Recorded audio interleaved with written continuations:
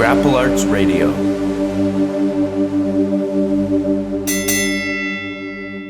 Hi everybody, Stephan Kesting here. Today I've got a special guest on the podcast. It's Daniel McCormick. Daniel is a 2008 Judo Olympian. He's a 2009 US National Judo Champion. And he's unusual in the sense that he's got a lot of experience in the Brazilian Jiu-Jitsu world as well. So I thought he'd be really interesting to talk to as one of these hybrid athletes. But why don't we get started? Dan, why don't you tell us a little bit about your background in Judo and Brazilian Jiu-Jitsu and anything else you care to tell us about? Well, I started Judo when I was about 10. I did a little bit of it as a kid, and unfortunately, like a lot of kids, especially in America, I got sidetracked with other sports, so I quit when I was 11 or 12. I was 14, almost 15. I came back and just started doing it ever since. Kind of got hooked on it, and like a lot of people, kind of became a nerd for the sport. In 2006, in late 2006, I moved up to Boston to train with Jimmy Pedro with Team Force, and I was there up until last October. I moved back home to Texas, and I've been training out of here ever since.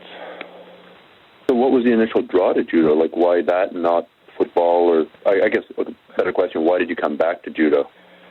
Well, initially, when I was a little bitty kid, I'm a heavyweight now, and I was a hefty kid. I'm not sure how to say that politically correctly, but I wasn't... Gravitationally challenged.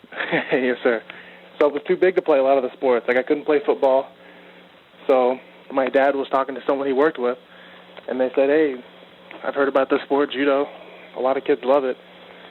If you want, you can throw Daniel in there. And we went and talked to Ace Gigara, who was my original sensei. And I got on the mat, and I liked it as a kid, but I got a little out of it with other sports. When I got up to 7th grade, I was big enough to start playing football. There were no weight limits in the football team. So I got into football, got a little distracted, and I quit. And then when I was 14, more than anything else to really complement football, I went back to Judo. And at that point, not necessarily at that point, but probably when I was about 16, 17, Judo kind of got even with football, and it eventually passed football. Okay. And then what led you down the path to deciding that you wanted to be just from a recreational judo player to a competitive judo player, and eventually down the road to being a nationals champion, which is a pretty big achievement, and getting to the Olympics, which is at least as big, or which is on the same par as that. So it's a pretty serious commitment. It goes way beyond just liking a sport. I'm kind of childishly competitive about things. So I hated losing. And when I started judo back up at 14, I lost a ton. Like, I don't think I won a match my first 10 tournaments. It was bad. I kind of got irritated, and I kept pushing and pushing. I started studying online and stuff, and things started clicking. And then my senior year of high school, I went to nationals, and I won a match.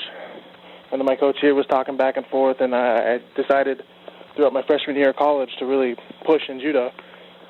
And I took silver at nationals that year, and that was 2005. And at that point, I kind of realized, like, hey, I didn't necessarily expect myself to make an Olympic team at that point, but I knew that there was a chance I could do decent, I could do well. And I kind of hooked up with Jimmy Pedro in early 06, and he started talking to me and threw out this idea because he was just starting Team Force, and he talked me into coming. So I got For those of guys who are listening who don't know who Jimmy Pedro is, can you give him a quick introduction? He is a 2-time Olympic bronze medalist in 96 and 2004. He was a 4-time Olympian, 92 through 04, a world champ. Arguably the best North American judoka ever.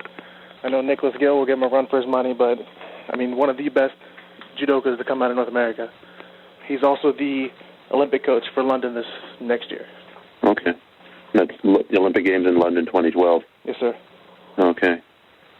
Okay, so when you were doing judo as a bigger player, how many favorite throws did you have? Judo is predominantly a throwing art, and you always hear that judo players really only have 2 or 3 good throws. And is this true in your case? And if it is true, what were they? And can you describe them briefly using words instead of demonstration, which would be a lot easier? Well, it is true. And it is true in most sports. You can't chase every single area of the sport. You have to focus on a certain part of the sport and make yourself as good as you can in those. But you have to be versed in other areas of the sport as well. For instance, with jiu-jitsu, you can't go out and just pass because you're not going to be on top the whole time. You might get in the guard, and if you don't have at least some knowledge of the guard, you're going to look pretty silly. So for me, as a bigger guy, my main throws were an osoto gari, which is an outside, it literally means outside major reaping. It's basically a trip where I step outside the opponent and sweep their legs out with mine. Then it was harai goshi, which is the hip toss where I lift their legs up with mine. Okay. And then sasai, which is a foot trip. I mean, again, those are my 3 basic techniques, but I had a few others that I could call on to whenever I needed them. For instance, the sumi gaish is something later in my career. Once I matured physically, especially, and mentally, I was able to be smart with it, and I was able to use it, and I got a lot of big throws out of it. What about on the ground? Because I know you have cross-trained in Brazilian Jiu-Jitsu. What are your favorite judo legal and judo practical newaza techniques? Newaza, for the people listening, would be judo groundwork. Oh, well, for me, I'm all about pins, mostly for judo. The way the judo ground game works is once you hit the ground, you get to show progression. If you don't, and the ref is being generous, you'll get 10 to 15 seconds. If you show progression, they'll let it go for as long as you're showing progression or as long as the match goes. For me, because I fight the heavyweights, a lot of really strong guys, it's tough to get an arm bar or a choke in 12 seconds or 15 seconds. So I try to focus more on pinning them. When I moved to Pedro's, I had very, very little ground game. And I definitely got much better there. Jimmy's known for his ground game in the judo world. But I was definitely missing something. I went and a buddy of mine, he took me to BTT in Boston. And there's a little guy there, and he just made me look silly. That's Brazilian top team? Oh, yes, sir. It's out of Everett, right north of Boston. Okay. And they just made me look silly. And, again, my childishly competitive side comes out whenever I start losing. So I started studying a little more, and I started rolling with them a little more. And I started picking out little things. And without a doubt, my ground game has gotten a ton better. I'm still not quite as great with the submissions, but in judo, it's helped my ground game tenfold. Well, it's interesting to hear you say that, Dan, because I think a lot of jiu-jitsu people will acknowledge that judo can bring something to Brazilian jiu-jitsu. Unless you're solely into pulling guard, it's good to be able to throw your opponent on his head. But I find that the reverse often isn't true, that you run into an awful lot of judo people who've got absolutely no interest in the Brazilian jiu-jitsu technology, and it's kind of a snobbery. You know, we're an Olympic sport, you guys are a bunch of upstarts. And is that just my perception, or do you think there is this snobbery in some circles? I think you're definitely right. I think a lot of people feel that way. You know, it's not hard to stay defensive on the ground for 15 seconds. And that's the way a lot of people look at it.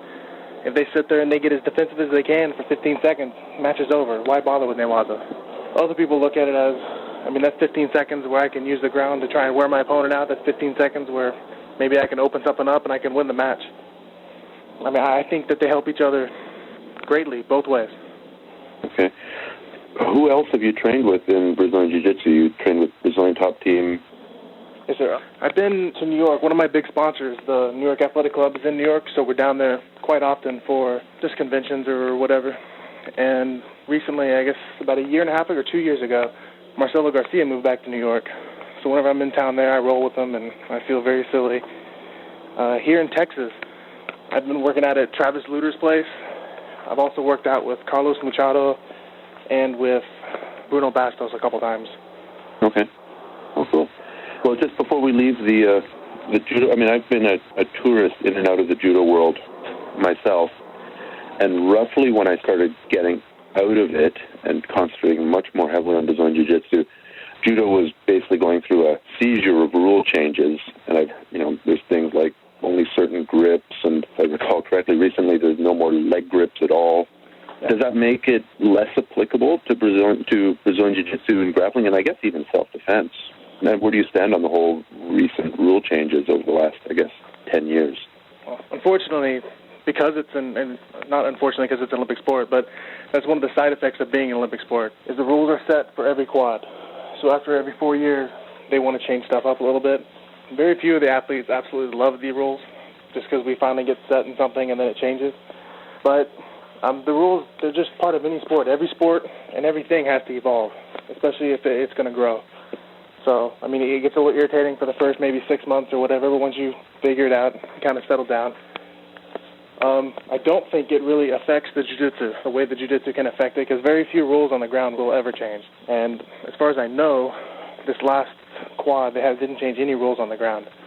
Okay.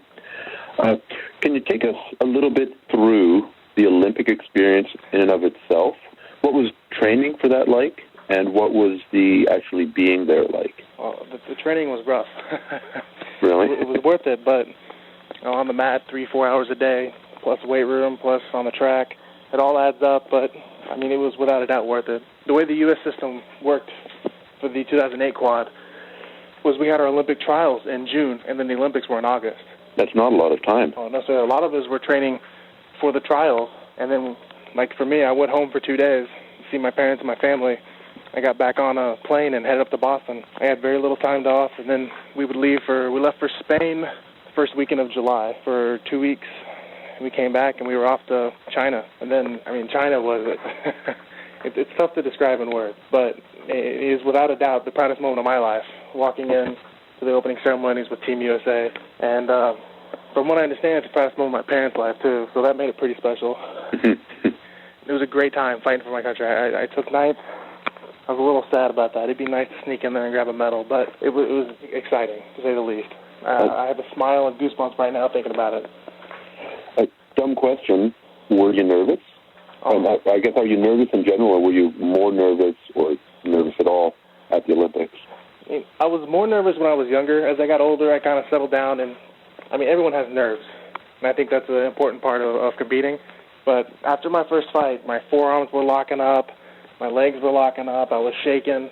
I had our physical trainer or whatever, I forgot exactly what his title was, he was rubbing my hands out and stuff. So the first fight was pretty rough. After that, I settled down, and it kind of all blurred out from there. I don't really remember much of it, and I guess the adrenaline took over. Okay. Now, in the run-up for that, either in the run-up for the trials or for the Olympics themselves, can you give us a sense of when was your hardest period of training, and can you give us a sense of what you would have done on, like, a really bad day or a really hard day of training? Like, what was your schedule like right at the hardest part of getting ready? Wake up, usually 7-ish, give or take, sometimes 7:30. And then, depending on the day, I would usually, because I'm a heavyweight, I usually try and focus more on lifting. I'd hit the gym for at least an hour, usually an hour and a half to 2 hours. I'd come back, and we had practice in the afternoon, so I'd hop on the mat for 2 hours. I would eat, obviously, first. Being a heavyweight, I have to keep my weight up. So I would eat after working out. We'd hop on the mat for 2 hours. It was usually technical stuff for the morning, but as we got closer to the Olympics and the trials, we pushed the rate up a little bit more, and it was more live sparring. I'd come back, and then, again, depending on the day, sometimes we'd hit the track, and other times we would actually have the afternoon off, but unfortunately it was not very often. And then that night we'd be on the mat for an hour and a half to 2 hours. And in hindsight, it doesn't seem like that bad to me. I'm like, oh, that's not too bad right now. But I'd go back there, and I'd be getting my backside whooped, just exhausted. It all paid off, though. Mm-hmm. So you'd basically be walking around in a daze, stumbling from practice to practice. Oh, I mean, it's a full-time job. Okay. Granted, we have more breaks in the middle, but we are at the office for at least 8 hours a day. Okay.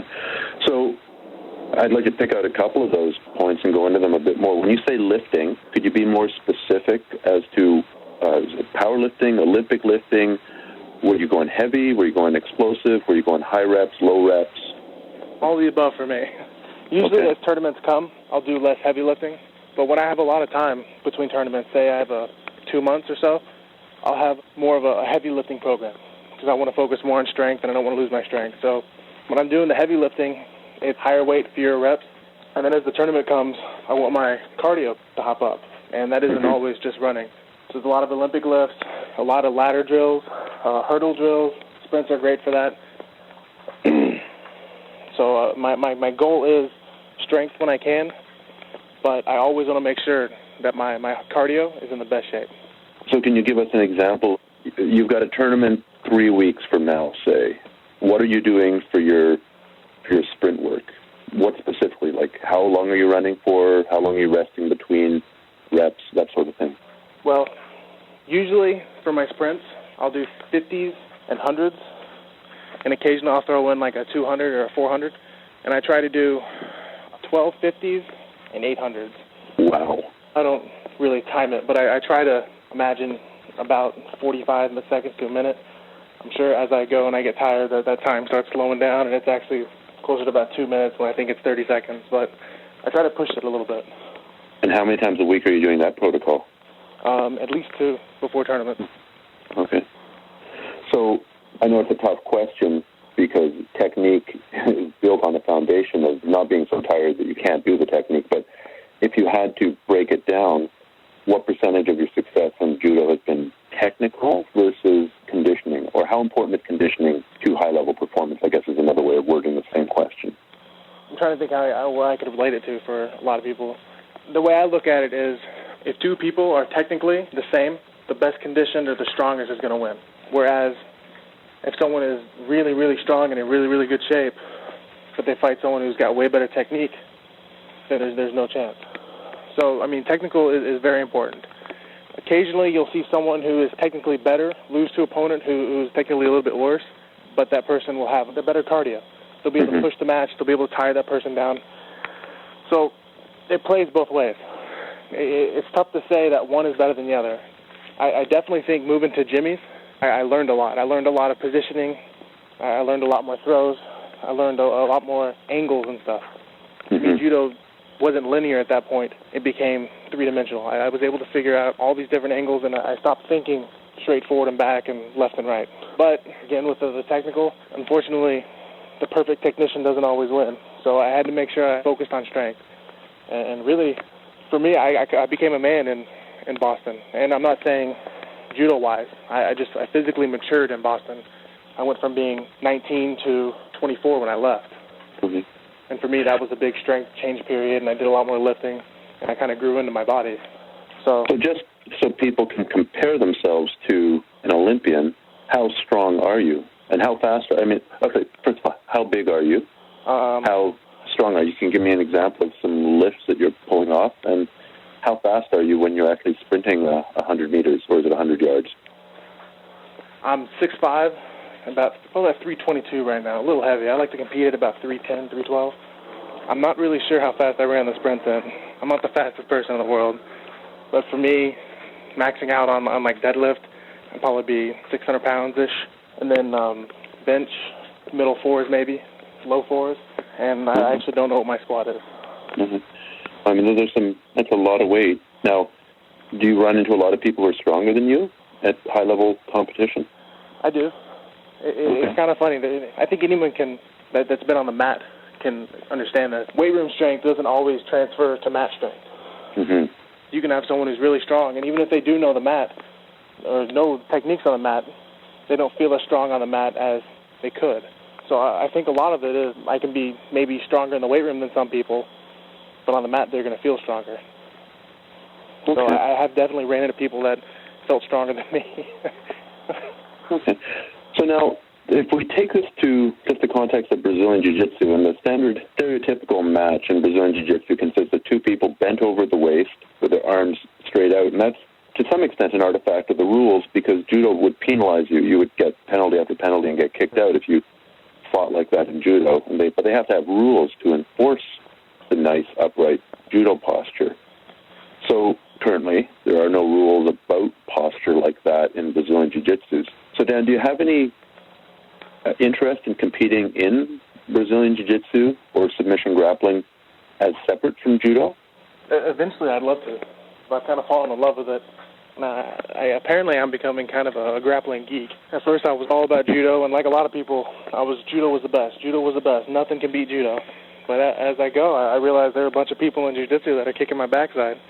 So I'm kind of falling in love with that. I'm pushing it harder. So eventually, yeah, I'd love to. It'd be great to maybe be able to fight in the ADCC. The Mundials would be awesome. It's a lot of fun, and hopefully I can compete at a level I'd like to compete at.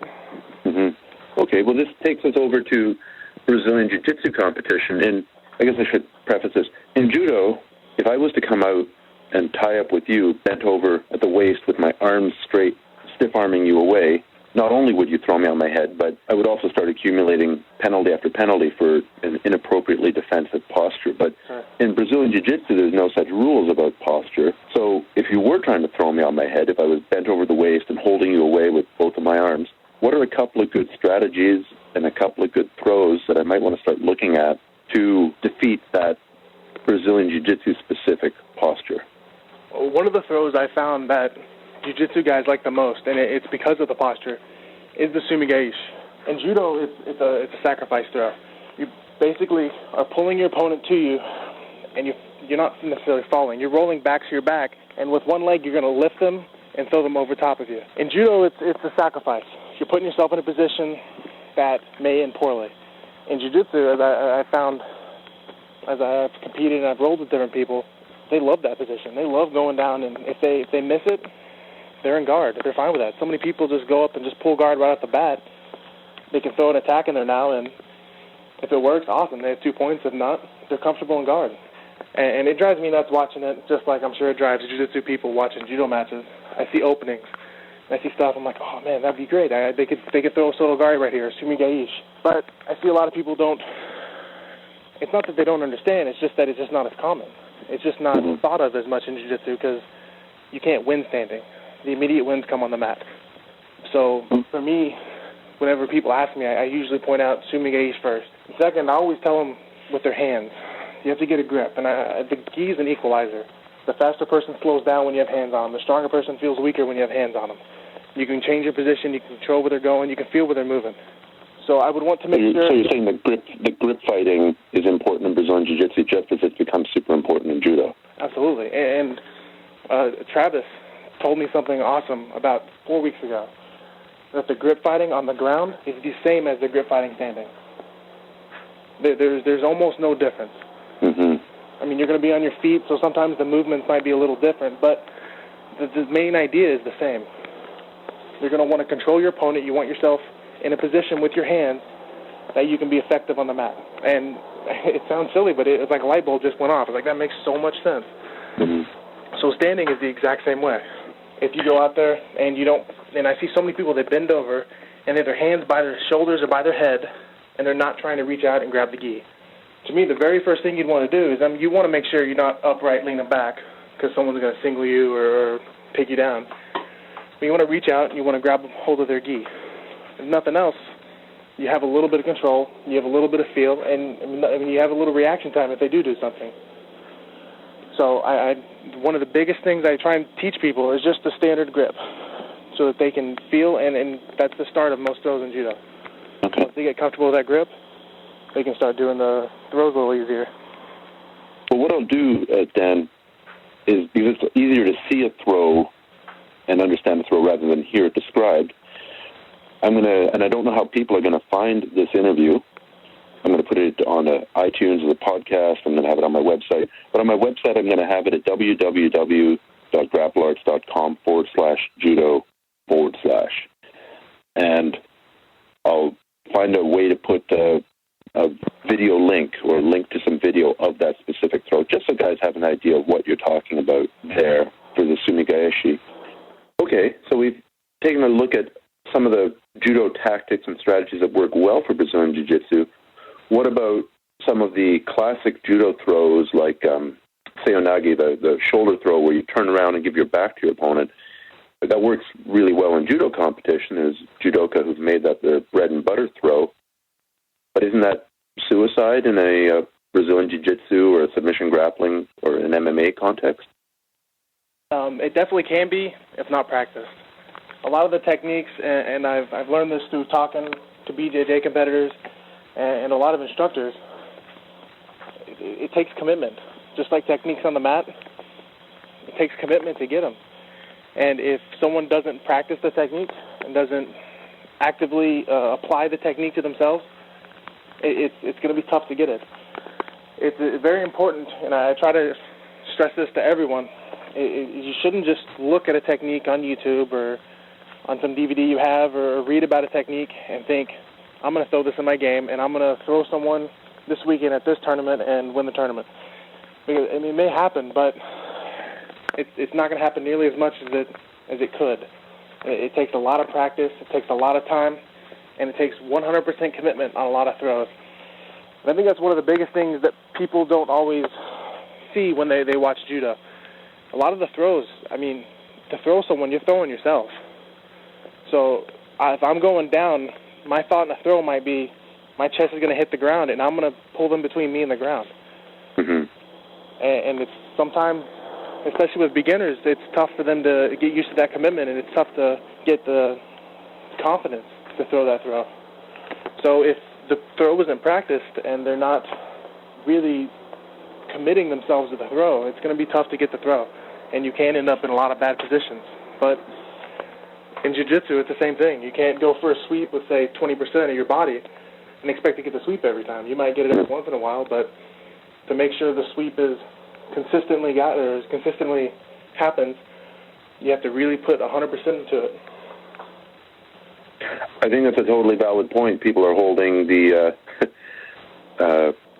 judo to a higher standard than a jiu-jitsu sweep, because if you go into a butterfly guard sweep half-ass, the guy's probably going to end up passing your guard and pinning you, and nobody's saying, oh, don't go for the butterfly guard sweep. Yeah, absolutely. Okay. So now, let's jump back. I believe you've just finished shooting a series of DVDs. Is that right? Yes, sir. It's a 4-DVD set. It focuses on mostly standing judo techniques to apply to a jiu-jitsu or grappling match. The first 2 DVDs are gi takedown, where I go over some of my favorite techniques and other techniques that I think will be most applicable to the grappling tournament. So dealing, for example, with that defensive posture that we were talking about? Absolutely. And then that is one of my main focuses in a lot of the throws, is to show how you can get into those throws if someone's bent over a little bit, they're keeping their hips away from you and being defensive. My third DVD is focused on no gi takedowns, judo takedowns without a gi. I've had to change them up a little bit, because most people, when they think of judo takedowns, it's only gi. Very possible to change the techniques just a little bit, mostly the grips, and the techniques are very, very useful without the gi. You see a lot of MMA fighters using the throws. One of my former teammates and roommates, Rick Hahn, who signed with Bellator right now, I've seen him use a bunch of the throws. I've seen him do standing seinagi, foot sweeps, osotogari. Almost all the techniques, I should say, can be used easily in jiu-jitsu, just with a few modifications of where the hands go and how you grab. And then my final DVD is the judo ground fighting for jiu-jitsu. And there's a difference between judo and jiu-jitsu ground game. A lot of the techniques are very similar, but because of the time difference and the way it's scored, a defensive posture in judo, which is very common, is the turtle guard. If you just sit there for 10 to 15 seconds, the ref will stand you up, you start back up on your feet. So then judo guys end up being pretty good at attacking the turtle guard. Yes, sir. It's what we're most used to. It's when you get us on our back and our guard, we look silly and we feel dumb. So most of the techniques that I discuss focus on attacking a person's turtle. For instance, there's a great way to get a triangle from someone's turtle that you rarely see in jiu-jitsu tournaments. And the reason why it's popular in judo is because it's a little bit more explosive and it's quicker. It's harder to get, and the percentage of getting it is going to be lower than in a jiu-jitsu tournament where you can take your time. But it's still a great technique that I have used, and I've seen other judo people use in a jiu-jitsu setting. Are you talking about Yoko Sankaku? Yes, sir. Yeah, I mean, worst case scenario, if it doesn't work, you often end up on top in a half-decent pinning position. You can convert to a more standard, I'm making quotation marks in the air, standard submission or jiu-jitsu strategy if the whole thing absolutely works partially. Definitely. Okay, so now let's just say that some guy out there decides that he's going to become an expert at Harai Gosh as applied to Brazilian Jiu-Jitsu or Uchimata or whatever. How does he go about training it? It obviously needs instruction, which he can get either from your DVDs or by joining a judo club or, God help him, YouTube clips or whatever. But once you've got a basic understanding of the technique, what are the steps to actually train it so that you can use it in real life or at least in competition? In judo, it's called uchikomi. It's a fit-in. That's all it is. And say there are 3 steps to a throw: off balance, inner, and finish. Uchikomi, or the fit-in, is the first 2. So you want to just tons of repetition of just getting used to opening your opponent up, fitting your body in, and lifting them up. The next part is extremely important. It can sometimes be a little bit difficult. You have to find a willing partner. And you basically have to throw them. And sometimes people aren't as willing to do that as others. But it's important to throw someone with the techniques you plan on using so that you understand what it feels like, you understand your body position, and you know where you have to go to get the throw. So for me, the 2 most important parts are going to be the uchikomi, the fit-in, which you will need to do hundreds upon thousands of repetitions to get used to. And when I say that, a lot of people are like, wow, that's a ton. When you think about it, you do the same thing in jiu-jitsu every day. When you train a technique, you're going through a choke a whole bunch, many different times, and you go through an armbar many different times. It's the same thing. It's just going to be standing with the technique. And then for me, when I started really learning the techniques and really understood the technique, was in a more live situation. So I want to be standing with someone who's going to try and take me down, and I'm going to try and take them down. And the reason why that's important is if you have someone just standing there and you're throwing them, their body's static. There's no movement. You're not going to feel how a person feels. A person isn't a board all the time. The person's going to be moving, bending. They're going to be pushing away a little bit. So you want to go with someone who's willing to go with you. So you can feel where people move and you can learn to fit in.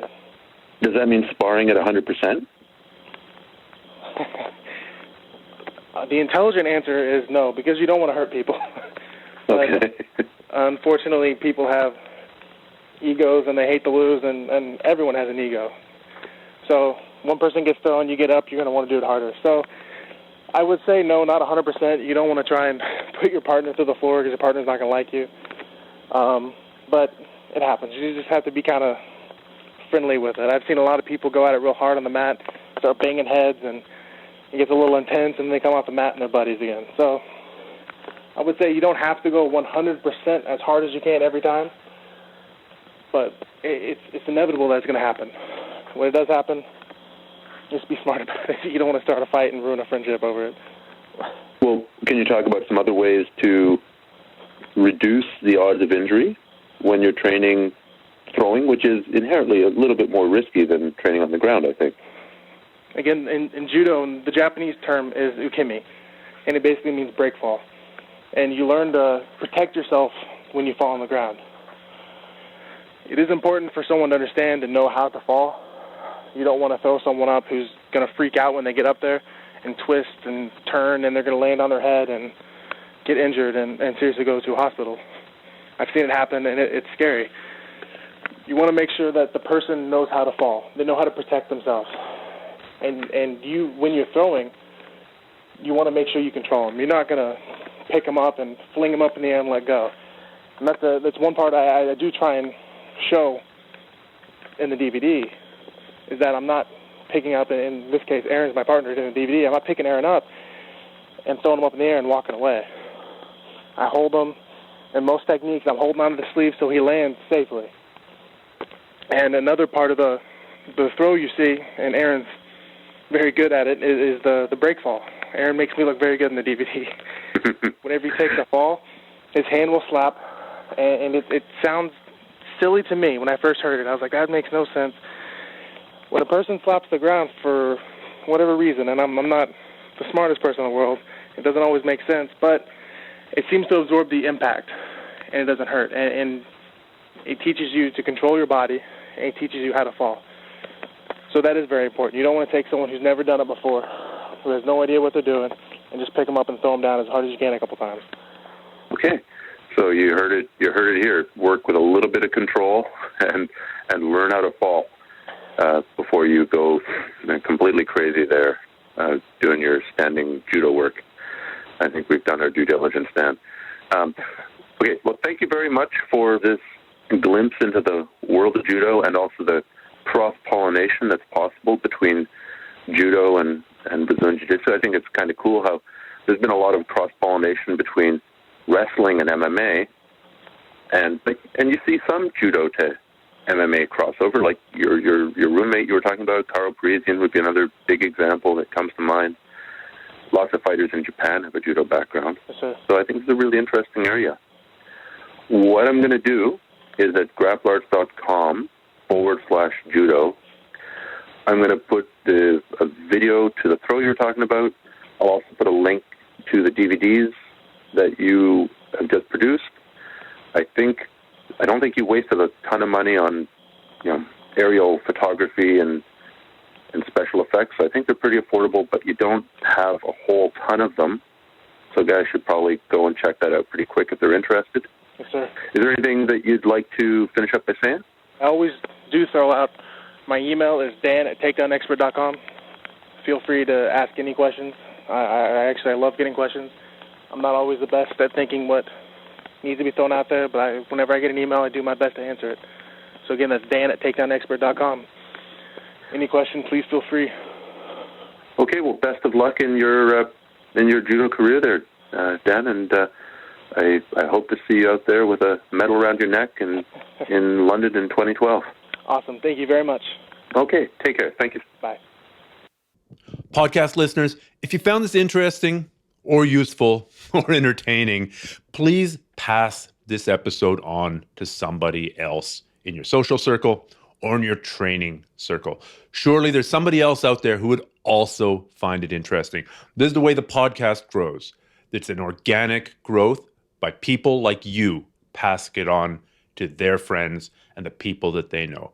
I really, really appreciate this kind of sharing. So thank you so much in advance and good luck with your training.